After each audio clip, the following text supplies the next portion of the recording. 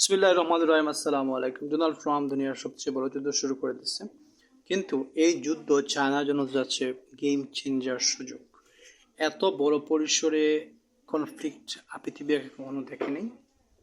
Tariff আরোপ করার পর চায়নার প্রেসিডেন্ট শি জিনপিং তৎক্ষণাৎ তিনি একটি মিটিং ডাকেন এবং তার আগে তিনি গ্লোবাল কোম্পানির যে সিইও আছে তাদের সাথে আলোচনা করেন। তখনই তিনি ইকোনমিক যুদ্ধের দিক দিয়ে বিভিন্ন কীভাবে এটাকে মোকাবেলা করা যায় ইকোনমিক সেটা নিয়ে আলোচনা করেন।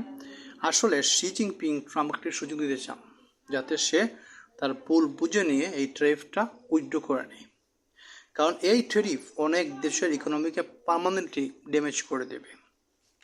ট্রাম্প এই ট্যারিফ অ্যানাউন্স করার পরেই কিন্তু ইউরোপিয়ান কান্ট্রিজ যে লিডার্স আছে তারা কিন্তু মিটিংয়ে বসছে এবং তারা এই বিষয়ে আসলে বড় কোনো সিদ্ধান্ত নিতে যাচ্ছে।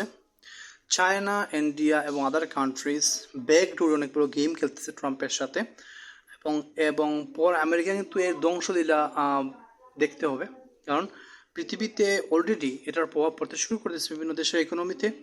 যতটুক দেখা যাচ্ছে যে ইউএস ডলারের কিন্তু খতম হতে যাচ্ছে, শেষ হয়ে যাবে। এবং কি গেম হতে যাচ্ছে সেটা একটু বোঝার চেষ্টা করুন।